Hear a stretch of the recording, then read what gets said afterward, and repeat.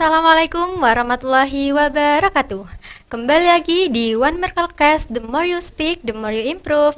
Bersama saya Melisa Nurfadila sebagai host di sini. Kali ini kita kedatangan tamu spesial nih teman-teman, yaitu dari guru perwakilan SMA Negeri 1 Bondowoso, yaitu Ibu Naning. Untuk Ibu Naning bisa perkenalan diri terlebih dahulu, Bu. Makasih. Baik, mungkin tidak asing lagi ya bagi siswa semasa untuk ketemu saya dan nama saya mungkin ya teman. Di sini saya akan memperkenalkan diri ya. Nama saya Cahyaning Bakti Utami. Saya di sini sebagai guru mapel ekonomi. Kemudian saya juga di bagian kesiswaan. Untuk kabarnya hari ini bagaimana nih, Bu? Kabar saya? Ya, Gimana ngelihatnya? alhamdulillah baik sih, Bu. Baik, sehat harus Kalau ya. kalau nggak baik kan nggak mungkin hadir di sini ya, Bu. Bagus, bener itu ya. Iya. Jadi Bu Naning sekarang dalam keadaan sehat walafiat dan happy always. Alhamdulillah ya, Bu. Pada kesempatan yang spesial ini, dalam rangka memperingati Hari Guru, saya dan Ibu Naning akan berbincang-bincang tentang memaknai peran guru di sekolah. Baik nih, Bu, izinkan saya memulai beberapa pertanyaannya ya, Bu. Silakan. Kabarnya Ibu Naning selain mengajar di SMA Negeri 1 Bondowoso, Bu Naning juga seorang dosen ya, Bu. Ya. Mungkin bisa sedikit diinformasikan nih, Bu, kepada teman-teman. Gitu ya? Iya. Oke. Keseharian saya ini juga sebagai ibu rumah tangga yang pertama Iya, ya, putra iya, saya iya. 2. Kemudian saya juga kesibukan selain inti juga sebagai guru, kemudian saya sore itu mengajar di Universitas Bondowoso. Keduanya sama sih berjalannya ya, karena saya masuk di SMA 1 ini di tahun 2007, kemudian saya jadi dosen di tahun itu juga, di tahun 2007 itu kita mulai gitu. Kemudian saya di sini sebagai saya sebagai guru kewirausahaan, kemudian di Universitas Bondowoso saya juga sebagai dosen. Di waktu itu saya di 2 fakultas ya, Fakultas Keguruan dan Pendidikan, kemudian di Fakultas Ilmu Sosial dan Ilmu Politik sampai sekarang ya. Wah, keren ya, Bu, udah bisa melewati sampai menjadi guru saat ini. Iya, alhamdulillah. Yang pasti butuh niat, kemudian juga harus suka ya, harus Iya. suka, yang utama itu. Kalau kita ingin sukses, kita juga ingin semuanya bisa berjalan dengan baik, otomatis kan dengan niat, kemudian juga dengan bagaimana kita membawa hobi ya Bu Naning itu sebenarnya suka aja ngajar ya, tapi awal oke dah nanti kita ceritakan yang rekam jejak ya mungkin ya. Oke, silakan gitu. Ya, Bu. Itu Ibu Naning boleh berbagi sedikit cerita tentang perjalanan Ibu hingga akhirnya menjadi seorang guru saat ini. Oke, panjang perjalanannya ya. Boleh diceritakan, Bu. Oke, baik. Mungkin nantinya akan ada manfaatnya, semoga ya. Tapi yang pasti mengawalinya Bu Naning itu dengan kalau dibilang susah payah enggak ya, Bu Naning itu juga semuanya itu tidak pernah semuanya itu menjadi beban, tapi selalu ingin mencoba dan mencoba ya. Jadi Bu Naning itu ceritanya 298, udah tua ini ya Bu Naning. Setengah abad. Banyak yang bilang sudah umur seksi ya. Iya. Kalau Jawanya itu seket siji ya gitu iya. ya. Jadi itu juga sebagai penghibur karena usia itu hanyalah angka. Menurut Bu Naning itu seperti itu ya. Tapi bagaimana kondisi kita, kemudian jiwa kita harus selalu muda gitu ya. Oke. Tahun 98 Bu Naning lulus ya dari Malang, kemudian hijrah ini ke Bali. Nah, kemudian Bu Naning kerja di sana. Lumayan lah kerja langsung di 3 pekerjaan ya. Karena di situ kita boleh freelance ya pekerjaan karena Bu Naning lulusan accounting. Jadi yang pertama Bu Naning di travel, di Tatur Travel, kemudian Bu Naning juga di kargo bandara, kemudian juga di garment ya, garment punya perusahaan Jepang. Dan keduanya boleh freelance kita gitu. Karena bisa mengerjakannya waktu itu bosnya itu kan enggak selalu hadir. Jadi kita cukup lewat kirim lewat online itu aja. Kemudian Bom Bali 2 mengharuskan Bu Naning harus pulang ke Jawa. Akhirnya Bu Naning ambil sekolah S2 karena waktu belum terpikir waktu itu akan menjadi guru ataupun menjadi dosen, tapi kita tidak akan pernah tahu kan bagaimana nasib kita dan takdir menentukan. Akhirnya Bu Naning mencoba untuk mengajar di SMA 1. Kemudian juga ada Universitas Bondowoso kebetulan waktu itu menawari saya untuk menjadi dosen waktu lulus S2. Gitu. Berarti selama Ibu Naning mengajar di SMA Negeri 1 Bondowoso itu udah ada kerja sebelumnya nih ya Bu? Berarti Belum, awal, Ya, pengalaman yang- pertama ya. waktu di Bali itu Ya. ya, saya sebagai accounting ya di 3 perusahaan. Kemudian juga saya pernah kerja di perbankan ya waktu itu. Gitu. banyak pengalaman berarti. ya, Bu? Alhamdulillah, pengalaman membuat saya selalu teruji gitu. Jadi dengan pengalaman-pengalaman seperti itu kita bisa menempatkan diri kita.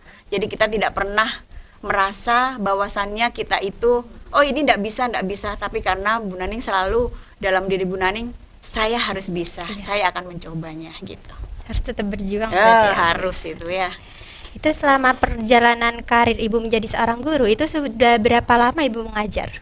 Kalau Yang mengajar di Bu SMA. Naning dari tahun 2015. Tapi di SMA 1 Bu Naning awal di perpustakaan ya.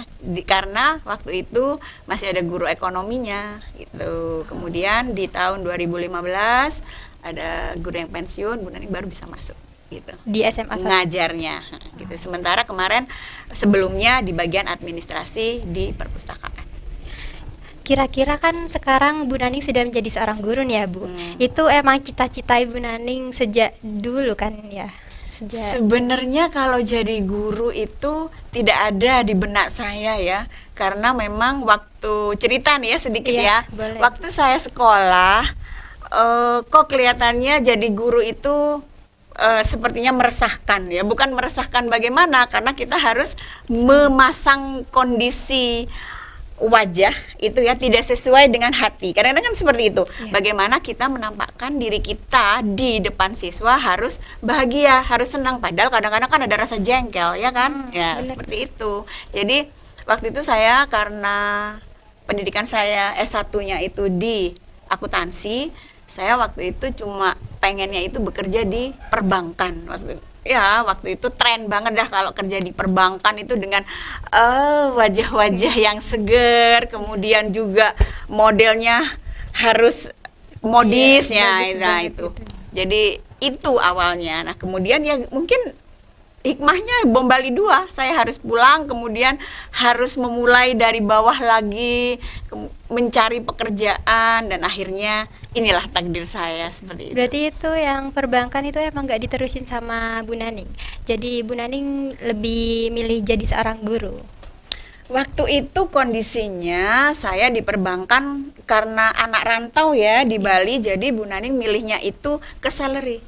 Gaji yang lebih gede itu yang mana? Nah, yang menawarkan Bu Naning waktu itu kerja di perusahaan asing ya, PMA ya, itu gajinya 2 kali lipat di perbankan. Jadi otomatis Bu Naning langsung pindah 360 derajat gitu.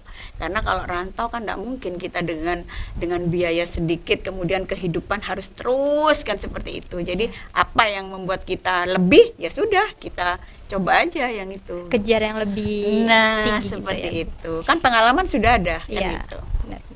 Menurut Ibu sendiri, apa saja sih Bu peran seorang guru yang ada di sekolah? Peran guru kalau sekarang ya, Bu Naning sekarang cerita yang untuk era, apalagi era Gen Z ya sekarang anak-anak Gen Z, ya. Kalau kita menerapkan seperti zamannya Bu Naning dulu waktu jadi siswa, nggak nutut ya. Karena yang pertama, anak-anak sudah kenal teknologi IT. Kalaupun kita menjelaskan, misalnya di kelas ya, menjelaskan, pasti mereka beberapa ada yang lebih bisa, ya kan? Karena ada YouTube, media-media yang lain yang bisa AI ya sekarang kan seperti itu. Memang zamannya Nah, cuma ada satu di situ untuk kekurangan AI sebenarnya kalau ini kalau saya boleh usulkan, dia tidak akan mengajarkan karakter pada anak-anak, ya kan? Kalau AI kan tidak ada karakter untuk pada saat menjawab kalian harus kepada guru begini, kan tidak mungkin, ya kan? Kalau Nah, di itu AI? kalau guru saja yang bisa menjelaskan adab, adat, budaya, kesopanan itu aja. Kalau Ya. kalau dia itu kan cuma langsung muncul jawaban Langsung ya, Bu. jawaban. Ya, Nah, itulah jawaban. peran guru sekarang di Indonesia itu harus seperti itu, bisa mendampingi siswa, kemudian bisa mengarahkan siswa, membentuk karakter siswa, kesopanan, ya kan? Gitu, menurut Bu Naning. Dalam pandangan Ibu, guru yang ideal tuh seperti apa nih, Bu? Guru yang ideal menurut saya, ini versi saya ya, seandainya saya jadi siswa. Begitu? Iya, Oke. boleh. Kalau saya lebih menginginkan guru itu sewaktu-waktu dia bisa menjadi teman curhat kita. Sewaktu-waktu dia bisa mendengarkan dan paham akan kondisi siswa, karena siswa tidak selalu stabil. Kadang-kadang dia butuh perhatian di rumah, kemudian di sekolah kadang-kadang guru cuek-cuek saja, malah kadang-kadang menyalahkan, kadang seperti itu. Iya. Nah, kalau Bu Naning tuh lebih menginginkan guru itu seperti orang tua sendiri pada saat di sekolah. Jadi merangkul siswa, kemudian apa yang dirasakan siswa kita juga merasakan. Jadi sekarang itu eranya bukan kita sebagai pendidik ilmu aja, tetapi kita juga memberikan Tempat cerita. tempat ya. cerita, tempat curhat, pendidikan karakter itu. Jadi lebih deket ya kalau sekarang ya. Kalau dulu mungkin guru zamannya Bu Naning ya, zamannya Bu Naning tuh kalau guru sudah takut dah kita. Jadi guru itu hanya berfungsi sebagai pengajar saja. Kita mau curhat, mau membicarakan hal-hal yang sifatnya pribadi, malu ya gitu. Iya. Kalau sekarang kan ada BK ya, ada guru BK yang mungkin lebih akrab sama siswa. Kadang-kadang kan siswa kalau ada permasalahan, kalau ke wali kelas, Curhatnya ke BK ya. kalau ke wali kelas misalkan dia nggak enakan, masih ya kan bisa langsung ke guru BK seperti itu. Jadi intinya bagaimana kita merangkul siswa itu seperti anak kita sendiri gitu kan. Sekolah rumah kedua bagi siswa. Iya. Yang pertama nih kan rumah sendiri. Iya, begitu. Selama Ibu menempuh karir sebagai seorang guru nih ya, Bu, pasti kan ada suka dan duka yang Ibu Aha, alami. oh pasti. Pengalaman apa yang paling berkesan bagi Ibu? Oke. Saya sudah beberapa tahun mulai mengajar di SMA 1, rata-rata saya kan mengajar kelas 12, ya kan? Iya. Nah, di kelas 12 itu sesi sudah numpuk, sudah istilahnya siswa sudah mulai capek ya. Karena di kelas 10, 11 dan kelas 12 itu sudah banyak-banyaknya tugas, kemudian efektif sebenarnya 1 tahun mereka buat 7 bulan harus tuntas. Nah, mereka biasanya sering curhat, Bu, banyak tugas, Bu, capek, Bu, ini. Nah, disitulah biasanya saya mencoba menyelami perasaan mereka, gitu. Apa yang buat kamu capek? Tugasnya banyak, ya. Mungkin saya dengan memberikan istilah menghibur ya. Capekmu sekarang, tapi nikmatnya itu nanti. Semua seperti itu.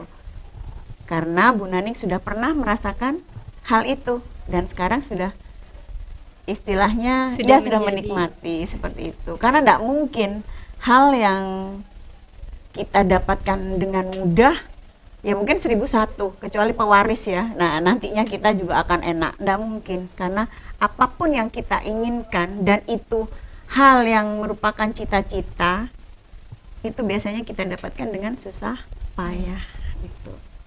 Di lain banyak persaingan di sana. Jadi saya selalu menyemangati anak-anak, ayo kapan lagi, karena ini adalah jalanmu. Kalau jalanmu sekarang kamu rusak, nantinya kamu akan bingung mencarinya. Tapi kalau jalan ini sekarang kamu buat, kamu mudahkan, insya Allah arahnya juga akan menuju ke arah cita-citamu.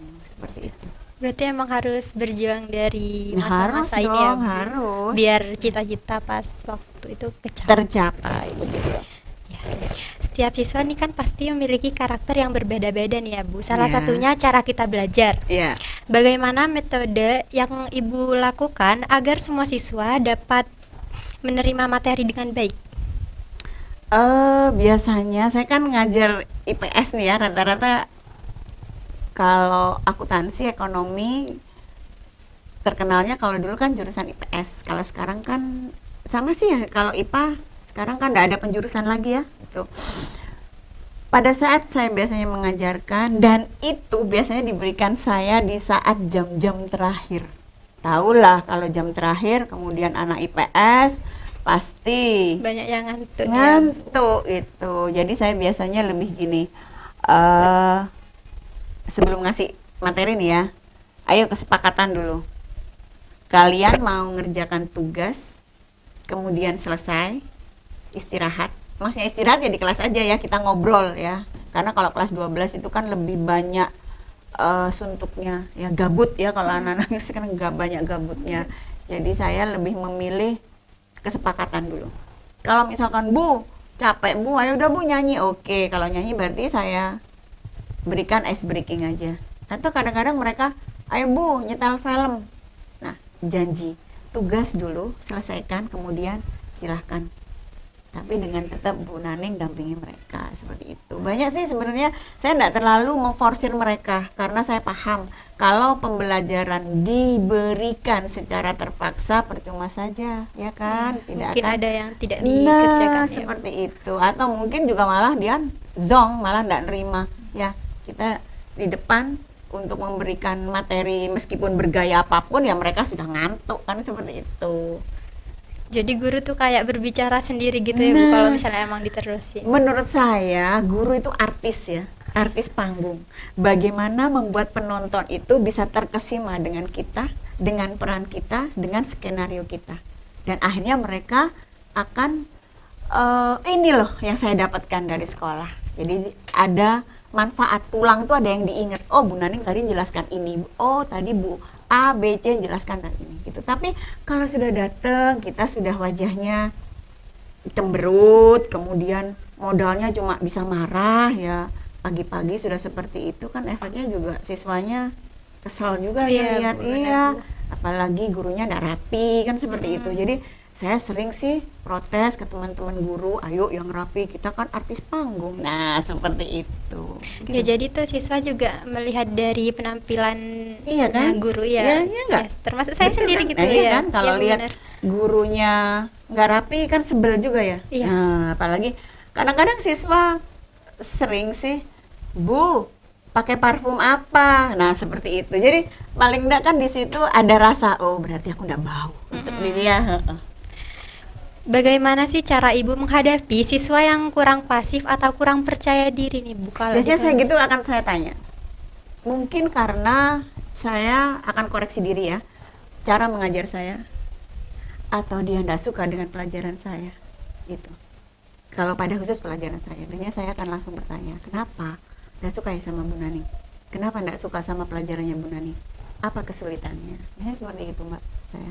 Jadi tidak pernah saya terus menjudge dia, kok malas kamu? Kok enggak ngerti? Enggak, seperti itu. Biasanya Tanya saya, dengan baik-baik. Iya, karena saya mengibaratkan siswa itu seperti anak saya, gitu. Rumah kedua ya Bu. Nah, betul harus seperti itu. Ya, kan harus mencintai pekerjaan dan harus mencintai apa yang kita hadapi. Permasalahan apapun harus terselesaikan. Itu selama Ibu mengajar, tantangan apa saja yang pernah Ibu hadapi? Kalau tantangan, ya itu tadi, bagaimana saya harus menyikapi, membawa siswa agar dia efeknya itu bahagia. Saya memberikan pembelajaran ke mereka, efeknya mereka welcome, kemudian apalagi sampai mereka bertanya dengan antusias. Bu, soal lagi Bu mau nyoba lagi yang ini. Nah, itu wis luar biasa. Saya masuk kelas dalam keadaan mereka tersenyum saja saya sudah alhamdulillah. Malah saya kalau masuk kelas, kemudian siswa sudah modelnya takut, malah saya bertanya-tanya, kenapa dengan wajah saya? Kan seperti itu. Apa menakutkan mereka? Takutnya gak enak gitu kan ya Bu. Atau mungkin apa tugas-tugas saya terlalu memberatkan mereka gitu. Jadi saya kalau kepada siswa itu lebih banyak ini Berinteraksi. ya, berinteraksi. Beda kalau dengan mahasiswa. Kalau dengan mahasiswa saya tidak mau tahu karena apa namanya, mereka kan sudah dewasa ya kan, mereka bisa menempatkan diri dia bagaimana dia harus memantapkan untuk kuliah, dan di situ mereka akan ada tuntutan-tuntutan dan mereka harus konsekuen di situ, seperti itu. Kalau gabut galau ya urusan mereka. Beda banget ya Bu Beda. sama waktu Iya, SMA terus sama mungkin yang kalau mahasiswa. siswa SMA itu lebih ditimang-timang ya. Kalau seorang ibu harus dipupuk. Kenapa ini? Nah, kalau mahasiswa ya sudah ya. Iya, soalnya kan buat kedepannya juga ya Bu. Ya, itu. Itu Bu, untuk Hari Guru diperingati tanggal 25 November.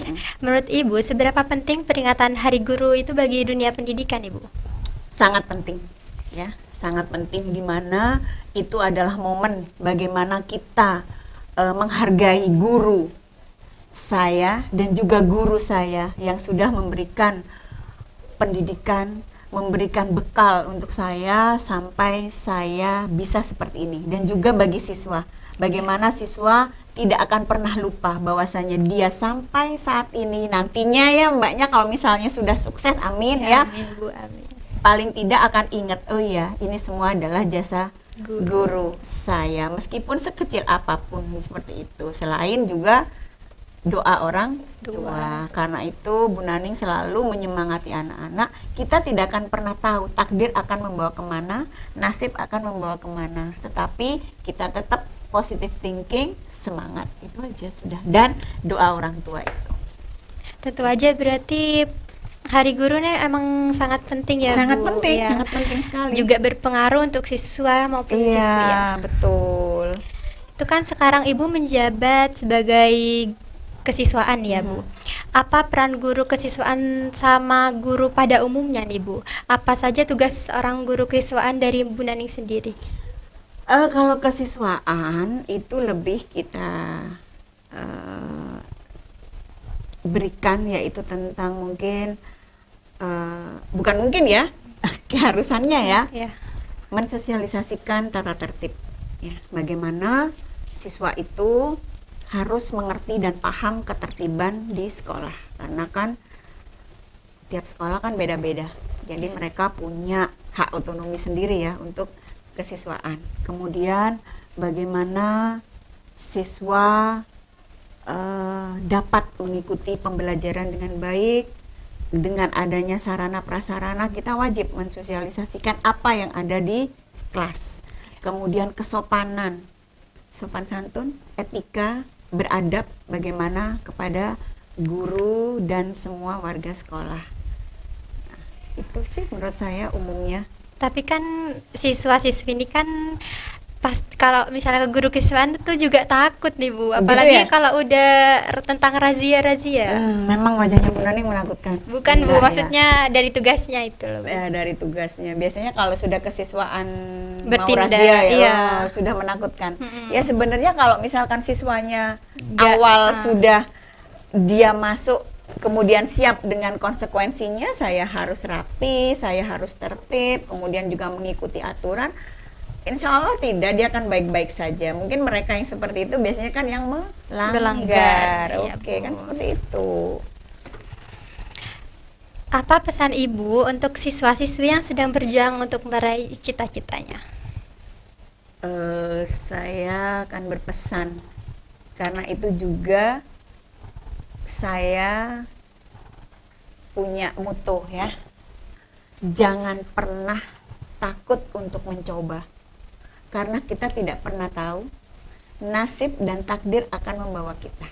Yang penting positive thinking, yakin, diniatkan, dan selalu minta doa kepada orang tua. Harus percaya Itu diri aja. juga Harus ya. percaya diri. Kalau nggak percaya diri, Kalah dengan yang lain ya. Iya. Karena kan awal yakin saya bisa. Terserah itu nanti Allah akan membawa kita, takdirnya membawa kemana. takdirnya kemana. Itu aja. Jangan yang awal sudah saya enggak bisa, saya kayaknya saya enggak mungkin. Jangan seperti itu, dicoba saja. Dan yang terakhir nih Bu, apa harapan Ibu untuk kesejahteraan guru di Indonesia ini semakin meningkat ke depannya? Kesejahteraan yang pasti, guru itu kan sudah punya nama, dia pahlawan tanpa tanda jasa. Tetapi kita kan juga perlu untuk kehidupan next ya, karena kita juga punya keluarga. Kesejahteraan berarti bagaimana pemerintah mengupayakan agar guru bisa makmur, kemudian tidak kurang pendapatannya ya, meskipun hal itu biasanya tergantung mereka untuk menyesuaikan dengan pendapatan, tapi yang pasti untuk kesejahteraan penghasilan bolehlah ditambahkan gitu ya untuk Bapak Ibu guru. Gitu aja dah. Ya Bu, baik Bu, terima kasih ya Bu untuk podcast kali ini. Bu Naning sudah bisa menyempatkan waktunya untuk datang di podcast ini. Terima kasih atas ilmu dan cerita yang sudah Ibu bagikan kepada kita semua. Semoga manfaat dan ya mungkin bisa menginspirasi ya, Ya. gitu aja. Itulah penjelasan dari Ibu Naning tentang memaknai peran guru di sekolah dalam rangka memperingati Hari Guru. Semoga bermanfaat dan menginspirasi kita semua ya. Mohon maaf apabila kata-kata yang kurang berkenan. Terima kasih dan sampai jumpa di podcast berikutnya ya. Wassalamualaikum warahmatullahi wabarakatuh.